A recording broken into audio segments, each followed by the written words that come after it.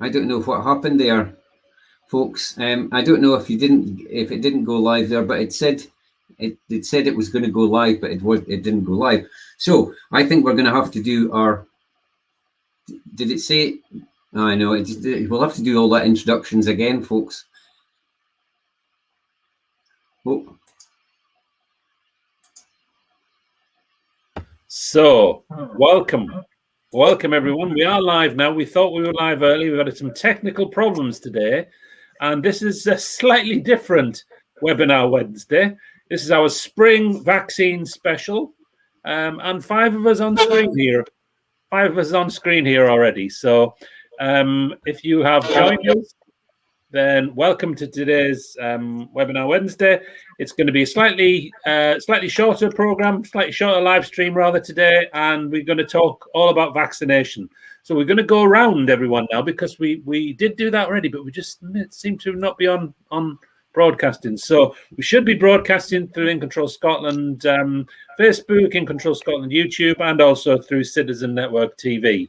So we're in 3 different places these days, and thankfully we do have some people who are watching us, so that's great. Okay, so let's quickly go around for our vaccination special. Alistair? Yes, hi, I'm Alistair from Aberdeen, and I'm still waiting on my vaccine. June? I'm June. I work with Keith and Alistair at In Control Scotland, and I'm still waiting on my vaccine. Mark? Hello, my name's Mark. I'm still waiting for my vaccine. Hopefully on Friday I'm getting mine. And Danielle? Hi, I'm Dr. Danielle Farrell. You guys will probably recognise me from Tuesday Talks or being Danielle. And I have had the first dose of the vaccine. Yeah. So it's just me and you at the moment, Danielle, isn't it? Yeah. On screen anyway. No, not all together, but on screen. I had the first dose of the vaccine on Monday this week. So I had it in early February. Okay. So just thinking about, we're going to cover a little bit of information about when people are likely to get the information about when they're going to get their vaccines. Have a little bit of a chat about any worries people have had about getting the vaccine, and also sharing a little bit of information about the whole what information you get, any special arrangements about people trying to get along there. So first of all, just the info about who's getting what when. I guess that as we've said, that's 2 out of 5 here that have got out of this group, and I guess that kind of matches the rollout plan. So they were doing older people first, and they're working down the age groups, but also for people who also have a health condition. And at the moment, the groups that they're kind of So Gillian's had hers as an unpaid carer. So unpaid carers are one of the ones, the groups that have been targeted as a priority. So it was older people, folk that are working in health and social care. And then I think a lot of the people at the moment is the 60 plus age range is where people are getting, most people are getting targeted to get their vaccinations. The next layer down from that is the 50 to 59s. And for Scotland, we've made the commitment to everybody with a mild learning disability, regardless of any other health conditions, also getting offered in that same group, in the level 6 group. So hopefully over the next month, everybody should be, even if you don't have another health condition, if you've got a learning disability, you should also be getting your first vaccination. So if we all came back in a month's time, all 5 of us would probably have had our first vaccination. Well, I hope so. I think that's what they're saying, because they're saying that the what do you call it? The supply's gone up because they had a massive problem with supply, didn't they? Yeah. They said the supply's absolutely doubled. So yeah. I'd quite like just to ask everybody here about how they're feeling about everything that's been going on the news and things at the moment about the concerns that have been about the vaccine, really, that in other parts of Europe, because we're going ahead with using AstraZeneca, and all the advice seems to be that there isn't any additional things to be worried about there. But if you look around at the rest of Europe, then obviously they've paused it for now, haven't they? Paused using that one. I'm 100% comfortable in getting vaccinated on Monday, and 100% pleased as well to do it. But I was interested just in what other people's thoughts about that as well. Yeah. Okay, so let's think about that. Anybody got anything that they want to talk about that, about worries? Yeah, June. Oh, June's still. There we go, unmuted. There we go. I think the vaccines, I mean, if you look back at the history of the different vaccines that we've had, there's always a slight risk with any vaccine. And I don't think the risk that they're talking about is any higher than it would be with anything else. I think the way they're talking and what they're doing in other European countries is frightening other people a wee bit. I think they're just, in my opinion, just they shouldn't be doing it. There is a risk, and everybody knows there's a risk, a small risk, a slight risk with any vaccine. So I think, in my personal opinion, it's quite political, if you like. Yeah. Danielle and Mark, either of you wanting to come in with anything? Mark, you want to come in? Yeah. I'm just feeling a wee bit nervous for the vaccine because I never had the vaccine before. This will be my first vaccine. Feeling a wee bit. Yeah. Because I can sit here. I don't like needles. No. That's my concern. So that's one of the important things about when you actually go in, about how you feel about it. And there has been a little bit, which I think is worth talking about, is what additional support do some people need to manage that? Because for some people, we've had Gillian's put in the comments about her being autistic and things like that. So for some people, going along to a big place with lots of people and the anxiety, might make some people anxious. And there's been a lot of talk about, what if I go and I panic and I can't cope? What if I don't wear a mask? What if I have an exemption? How's that going to work? And some of the issues have been about how well prepared people are to know about where they're going, how it's going to work, and any special arrangements that are available to them. So I'm just wondering, particularly for yourself, Mark and Danielle, when you got your letters, did you get any additional information about where you were going, or was it just a standard letter about here you're getting your vaccine? We got where we're going, what time, where the place is. Where are you going for yours, Mark? The Razor Jordan. Oh yeah, the big. So that's the big one in the exhibition centre, isn't it, in Glasgow? Yeah. And I think it's understandable, isn't it, that you might feel a bit wary or a bit unsure or a bit nervous, especially if you haven't had a vaccination before. I was trying to remember if I'd had one before, and it must have been, and I think I have, but it was whatever BCG, whatever that was. 100 years ago, that must have been a long time ago, anyway. Danielle, how did you feel, Danielle? Well, I'm obviously concerned with what I hear in the news, but I think it was the Oxford injection that I had. The only reason I'm saying that is because it was carried out in the local judo hall, so there wasn't any need for it to be in a hospital environment, and I wasn't told to wait 15 minutes after, in which I believe you are with the other one. So I was just injected and told to go, pretty much.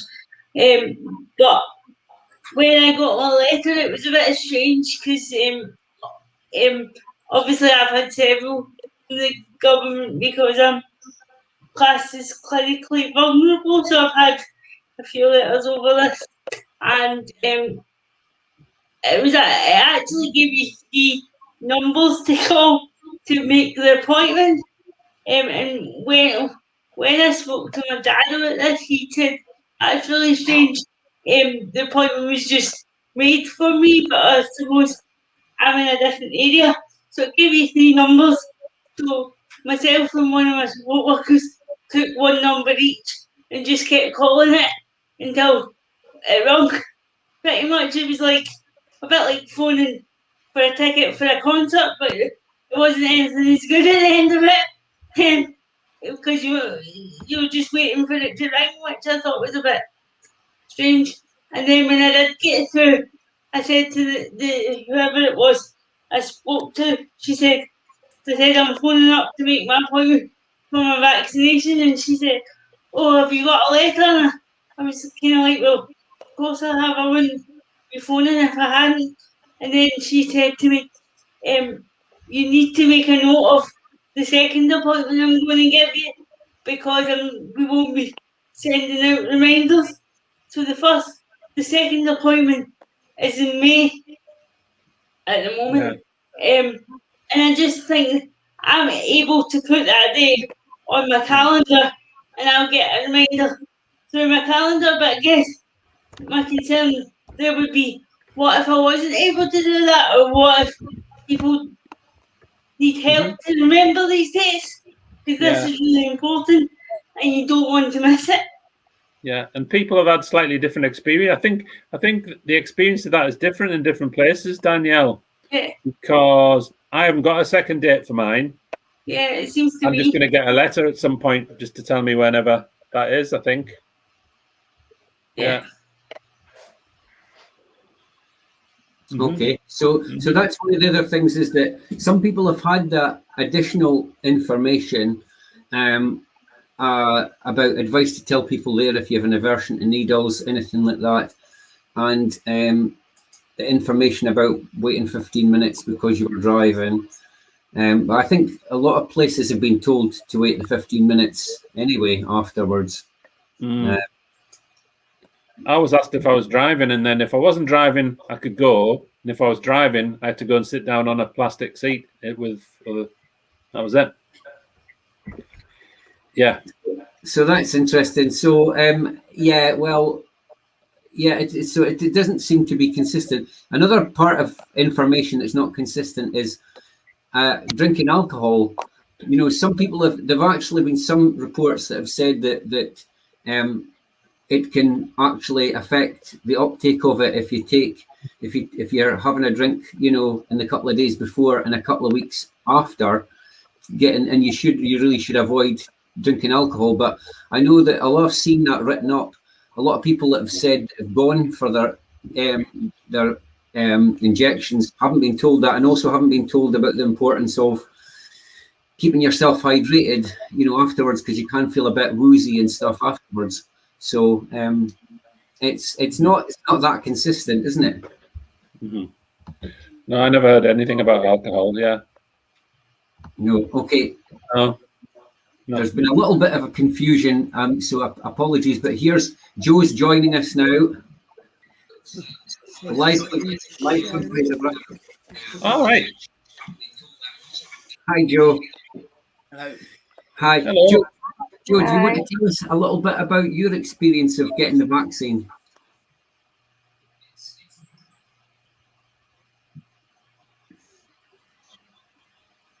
Joe, you want to tell us your experience of when you went for the vaccine? How did that go for you?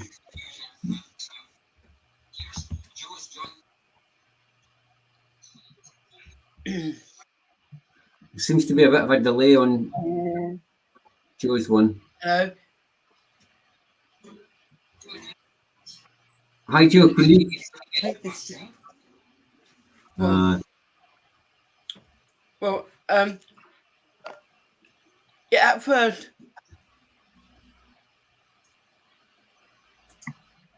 I think he's muted. How do we unmute? No, he's not muted. There just seems to be quite a delay. All right. Hang on, I've messed us up. No, just talk, Joe. We It's can- fine to hear you. We can hear you now. So it's just the time delay getting to Fraserburgh. Stricken.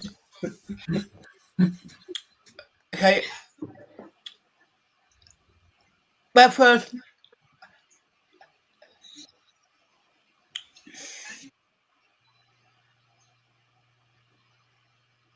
They keep talking, Joe. okay.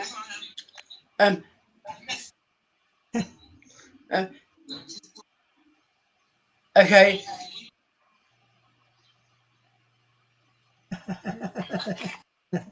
Right. Keep talking, Joe. At first, it was a bit nervous at first. But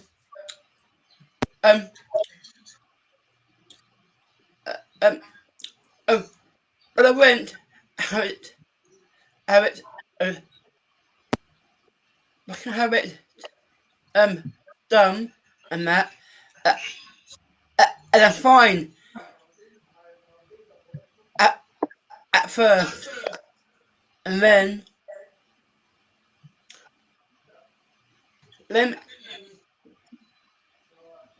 yeah, all right, and I had and I wasn't well till later on. Yeah, that's interesting. So that's that, and you didn't get any additional information, did you, Joe? About like pictures of inside the venue. Oh, we're getting a lot of feedback because we've got so many people on today. So why, Alistair? Information was given wasn't until It's gone out. Oh.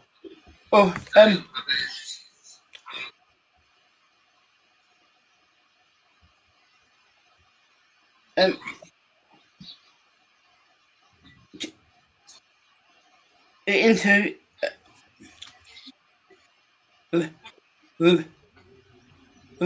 later. Okay,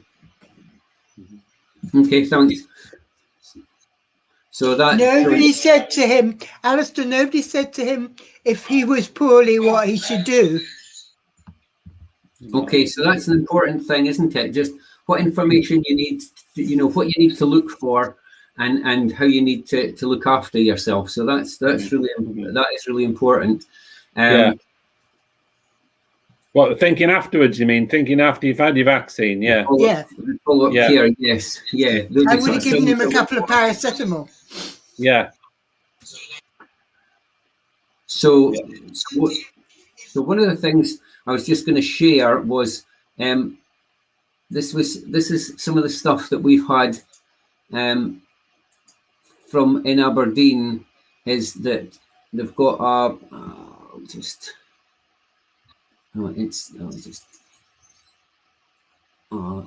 have to come back and share it in a second, because I'll have to open it up again because it's closed it down. But basically, within Aberdeen City, there's an easy read guide that's with pictures that has been taken forward with the option for so you can see exactly what what the place looks like, how you go through the queuing process, and there's actually as well as that, there's a quiet space letter, so you can, if you've got any issues, if you need an issue, like a separate space, if you don't think you'll manage being part of the main area, then you can just use this letter, and then you'll be able to get seen on your own, so there's less anxiety about not being able to cope. So that's quite good. But part of the problem as well is that hasn't always been made available to people. So even though people might have that information produced in their local area, that it's not necessarily getting out to people. So let me just share the screen and I shall show you what that looks like.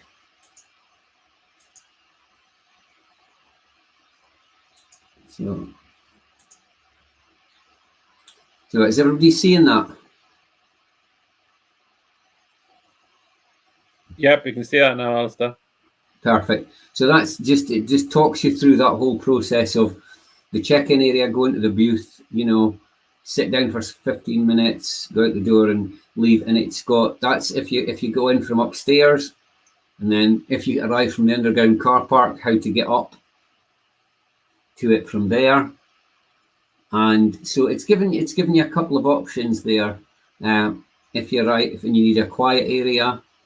So that's actually quite, I think that's pretty good. The problem is that obviously everything's not coming through because that's been done by speech and language in Aberdeen, and the letters aren't coming out from them. Then sometimes not everybody who should get those letters gets them.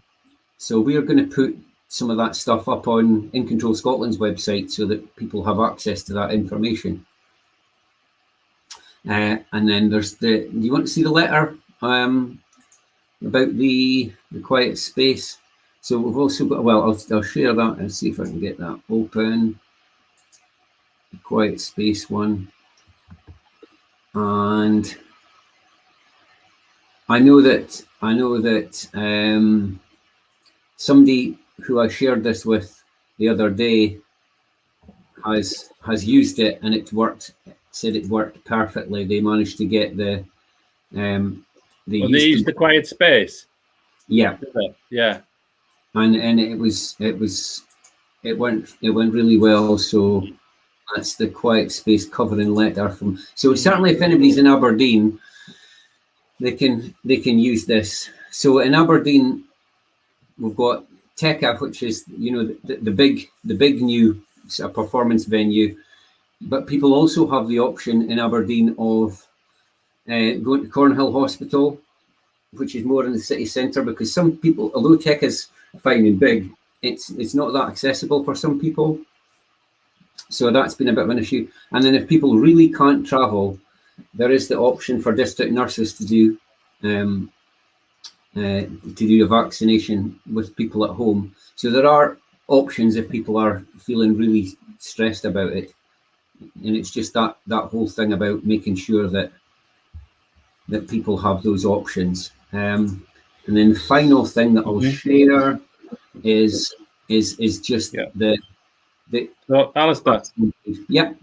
So it's usually for music and dancing, isn't it? It is for music and dancing. Yeah. Yes. What? So it should be really called Discoteca, shouldn't it? Discoteca. Ba-boom. Oh, sorry. I'm just working hard there, trying to get something. Did you see somebody did a violin concerto at one of the vaccination places? I don't know if it was in England. Somebody was sitting doing that. So you could do your stand up. Well, no, you need something that's relaxing, like a violin concerto, I think, don't you? I think that's what you need. You need things that help people to relax. And actually, the best thing is if you've got something that forgets that you're there. You almost forget that you're there, I think, doesn't it? Because most people probably don't really want lots of fuss around having a vaccine. They just want that to happen and then for them to be able to go away. Don't know whether you... Tech is the old name, somebody says here, Alistair. It's now called P&J Live. P&J Live, yes. It's still called Tekka 2 because there was a Tekka 1 and there's a Tekka 2. Yes, I know. P&J Live, you're right. Yes, it's also called that. So they also have this just easy read guide to what the vaccine is and why people should get it. And that should also come out to folks with a disability to help explain the process and just a bit about how to think about how it's all going to work. Who's been sending that out, Alistair?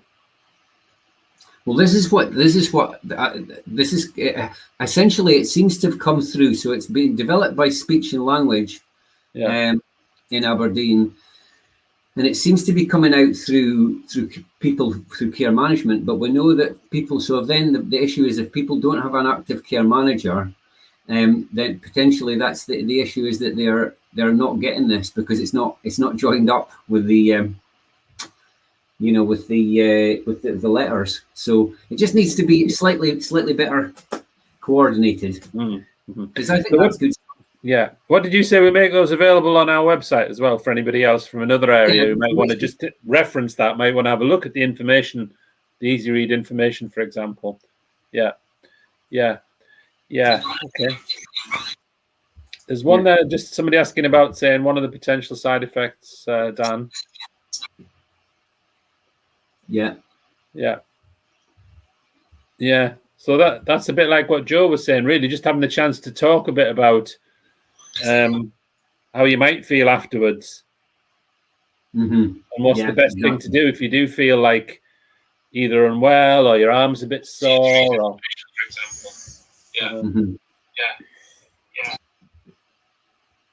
Sorry, I'm going to mute myself now because obviously there's a wee bit of feedback on today's, isn't it?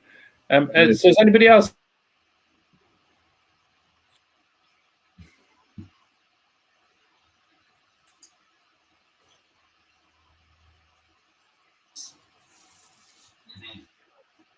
Keith, the problem with... Oh, right, okay. Right, the problem... Keith, you started asking your question and you muted yourself halfway through. So... I was just really asking if anybody else would like to say anything about side effects and managing and how you feel, like whether you've got a sore arm or if you're feeling a little bit unwell, just thinking that through. And Jim, what are you thinking about that one? Well,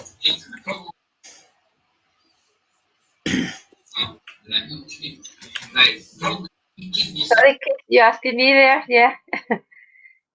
Yeah. Sorry, Joe. My experience, I took my brother, who's got a learning disability. He went for his vaccine on Sunday there.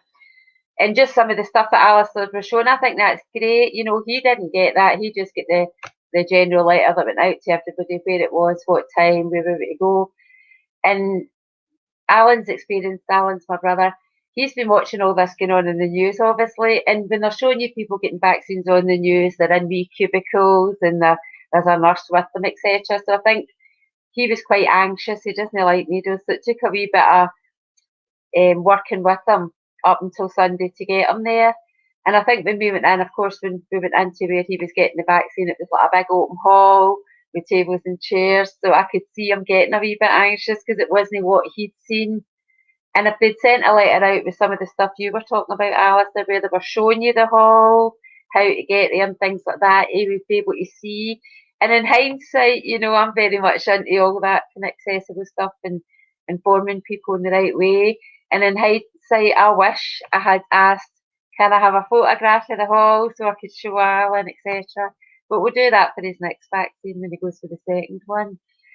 While we were there, I mean, the nurse that had given him his injection was really, really good with him, but I think it was just a case once he got his injection, it was just he might have a headache, you know, he might feel a bit tired, he can take some paracetamol, and that was kind of it really, you know, and then we left. And I think just taking that wee bit extra time with people just to say, you know, take them through some of the symptoms that they might feel and what they can do would be worth it. I know they're trying to get through vaccines and it's like a kind of quick process at the moment, but you're only talking about taking an extra couple of minutes with people just to kind of give them a wee bit of advice on how they might feel after the vaccine. Yeah, perfect. And just Gillian saying there were some people getting the vaccine, they didn't have masks on that had the sunflower lanyard, And that's another thing that folk have talked about is we shared that thing about a quiet space, which is really good. And I don't know if anybody saw on social media, there was a woman who was a teacher who had Tourette's syndrome, I think in England, who had an awful experience with. She turned up and she couldn't cope with wearing the mask, and she got told that she would have to sit outside for a couple of hours on the grass and get injected in front of other people and stuff.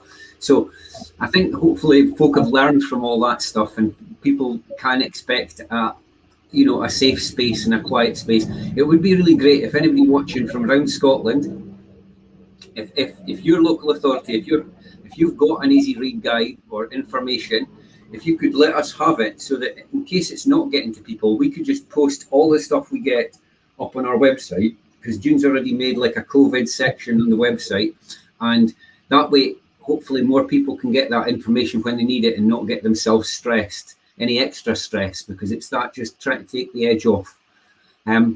Okay, any other thoughts before we round up today's discussion, because we've got a bit of something else to talk about, things that we've got coming up. But is there any other things to do with vaccine that anybody wants to share?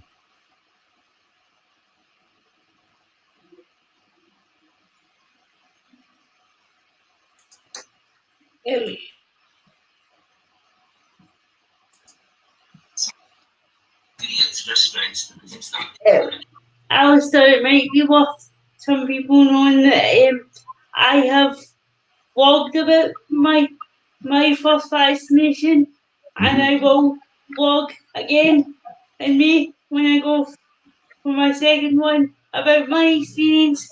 Unfortunately, I can't blog about actually getting the injection because I don't think they allow that. But I will talk. I do talk about my experience, and these kind of vlogs are available on my website and on the YouTube channel. It might help people who have some anxieties just to see what other people's experiences are like. Brilliant. And to be honest, you're a bit of a pincushion at the moment, because you were getting Botox injections to help your arm movement as well. So, and that's on your website as well. Yeah, it will be. And I'll post an update about that in the next few days as well. Yeah. And I think it's also worthwhile, see some of I know we're going to share it on our website, but I'm thinking ahead to the next one, and how it would not only have been Alan that would have been struggling that day. There's probably lots of people. Sharing that information with my own local authority, say, this is really good practice. Maybe you should think about doing this when you're bringing people back for their second injection. So I'll certainly be moving forward with that. Brilliant. Okay. Any other final thoughts before we finish up this discussion? We've got a couple more. So we've got Gillian saying it's great that people had the option not to wear a mask and feel okay about it, and Dan saying it's great the option is there and people find them helpful. Don't agree with the sunflower land shards. It's vaccine passports create division. So again, it's a difficult one, that whole thing about how do people show that they are not just flouting the rules. I think it's difficult. It is difficult because some people get challenged. Joe, are you looking to come in with something? Yeah. The information. Wait till Alistair stops speaking.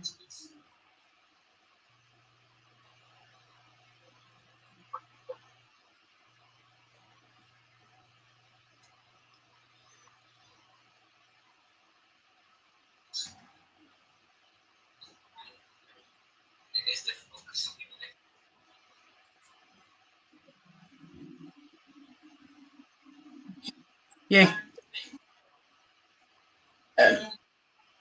Keep talking.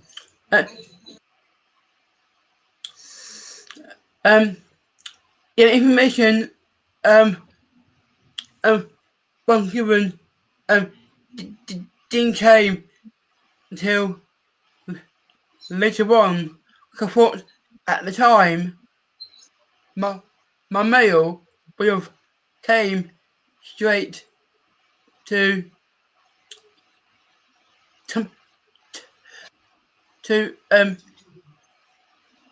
chicken and that, and so it turned up in at my keep talking and it turned up at my house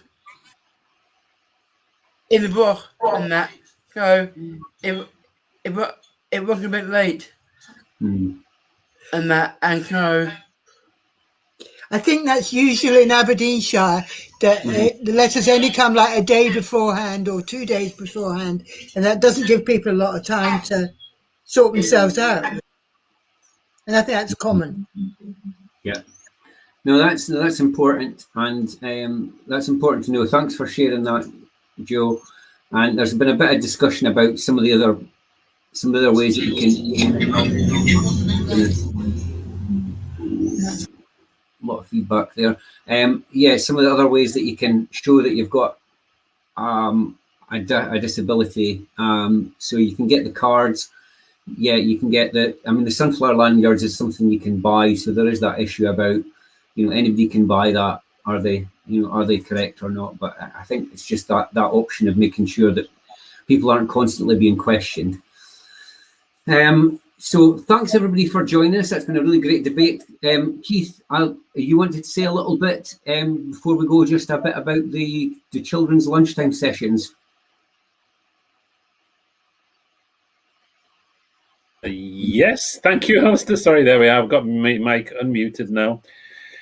Yeah, so we'll be back. First of all, we'll be back next week with a webinar Wednesday as usual, and we'll be having a slightly more back in our normal format really for next Wednesday.